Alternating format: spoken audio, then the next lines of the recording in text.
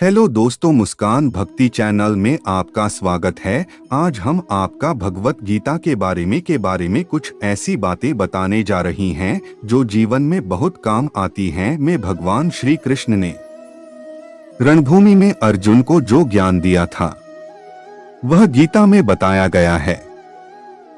गीता में कुल 18 अध्याय हैं और उन सभी का अपना अलग अलग महत्व है। आइए जानते हैं गीता के पहला अध्याय का महत्व क्या है। श्री गीता उपनिषदों का सार है। महाभारत युद्ध के समय रणभूमि में भगवान श्री कृष्ण ने अर्जुन को जो ज्ञान दिया था वह गीता में बताया गया है। गीता में ऐसी बहुत सी बातें हैं जो मनुष्य को जीवन की कई कठिनाइयों को आसान बनाती है। इतना ही नहीं, गीता पढ़ने पर मनुष्य को बहुत सी नई जानकारियां भी मिलती है। साथ ही हर अध्याय के नियमित पाठ का अपना लाभ और महत्व है। भगवान शिव ने देवी पार्वती को गीता के पहले अध्याय के पाठ का महत्व जो बताया है वही यहाँ आपके लिए प्रस्तुत है। लेकिन गीता के पहले अध्याय के महत्व को जानने से पहले जान लीजिए श्रीमद्भगवद्गीता के प्रथम अध्याय की खास बातें। गीता के पहले अध्याय का नाम अर्जुन विषाद योग है। इस अध्याय में कुरुक्षेत्र के मैदान गीता प्रथम अध्याय का महत्व। एक समय पार्वती जी ने पूछा है, महादेव जी, किस ज्ञान के बल पर संसार के सब लोग आपको शिव कहकर पूजते हैं? मृगछाला ओढ़े और अपने सभी अंगों में शमशान की विभूति लगाएं, गले में सर्प और नर मुंडों की माला पहने हुए हो, इनमें तो कोई भी पवित्र नहीं, फिर आप किस ज्ञान से पवित्र माने जाते हैं? तब महादेव ने उत्तर दिया कि हे प्रिय सुनो, मैं गीता ज्ञान को अपने हृदय में धारण करने से पवित्र माना जाता हूँ। इस ज्ञान से मुझे बाहर के कर्म नहीं व्यापते। तब पार्वती जी ने कहा कि हे भगवान, जिस गीता ज्ञान की आप ऐसी स्तुति करते हैं उसके श्रवण करने से कोई कृतार्थ भी हुआ है? महादेव ने उत्तर देते हुए कहा कि इस ज्ञान को सुनकर बहुत से जीव कृतार्थ हुए हैं और आगे भी होंगे। मैं तुम्हें एक पुरातन कथा कहता हूँ, तुम सुनो। एक समय पाताल लोक में शेषनाग की शैया पर श्री नारायण जी ने मूंदकर आनंद में मग्न थे। उस वक्त भगवान के चरण दबाते हुए लक्ष्मी जी ने पूछा, हे प्रभु, निद्रा और आलस्य तो उन पुरुषों को व्यापता है जो जीव तामसी होते हैं, फिर आप तो तीनों गुणों से अतीत हो। आप तो वासुदेव हो, आप जो नेत्र मूंद रहे हो, इससे मुझके बड़ा आश्चर्य है। नारायण जी ने उत्तर देते हुए कहा, हे लक्ष्मी, मुझको निद्रा आलस्य नहीं व्यापता। एक शब्द रूप जो भगवत गीता है उसमें जो ज्ञान है उसके आकार रूप है। यह गीता शब्द रूप अवतार है। इस गीता में यह अंग है। 5 अध्याय मेरे मुख है, 10 अध्याय मेरी भुजा है, 16वां अध्याय मेरा हृदय और मन और मेरा उदर है, 17वां अध्याय मेरी जंघा है, 18वां अध्याय मेरे चरण हैं। गीता श्लोक ही मेरी नाड़ियां हैं और जो गीता के अक्षर है वो मेरा रोम है। ऐसा मेरा शब्द रूपी जो गीता ज्ञान है उसी के अर्थ मैं हृदय में विचार करता हूँ और बहुत आनंद प्राप्त होते हूँ। लक्ष्मी जी बोली, हे श्री नारायण जी, जब श्री गीता जी का इतना ज्ञान है तो उसको सुनकर कोई जीव कृतार्थ भी हुआ है, सो मुझसे कहो। तब श्री नारायण ने कहा, हे लक्ष्मी, गीता ज्ञान को सुनकर बहुत से जीव कृतार्थ हुए हैं। सो तो है, एक व्यक्ति था जो चांडालों के कर्म करता था और तेल नमक का व्यापार करता था। उसने एक बकरी पाली। एक दिन वह बकरी चराने के लिए वन में गया और वृक्ष से पत्ते तोड़ने लगा। वहां उसे एक सांप से डंस लिया जिससे वह तुरंत मर गया।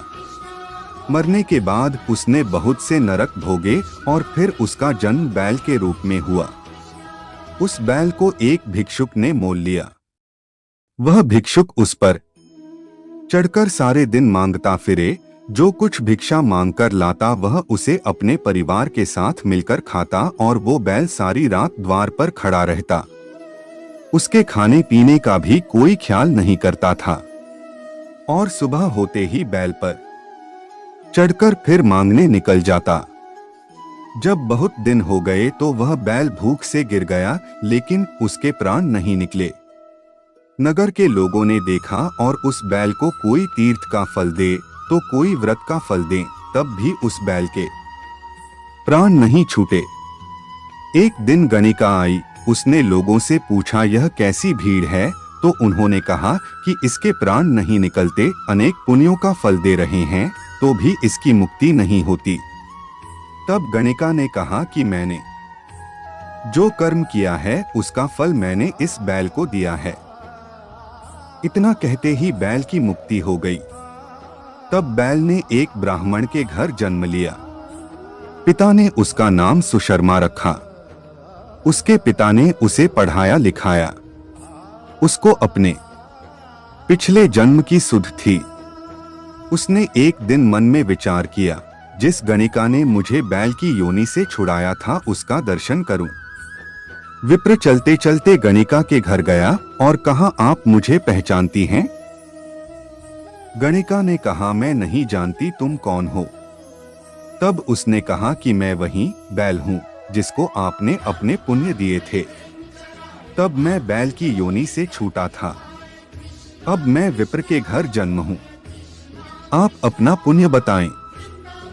गणिका ने कहा कि मैंने अपने जाने पुण्य नहीं किया, परंतु मेरे घर एक तोता है। वह रोज सवेरे कुछ पढ़ता है। मैं उसका वाक्य सुनती हूँ, उस पुण्य का फल मैंने तुम्हें दे दिया। तब विप्र ने तोते से पूछा कि तू सवेरे क्या पढ़ता है? तोते ने कहा, मैं पिछले जन्म में विप्र का पुत्र था। मेरे पिता ने मुझे गीता के पहले अध्याय का पाठ सुनाया करते थे। एक दिन मैंने गुरु से कहा कि मुझको आपने क्या पढ़ाया है।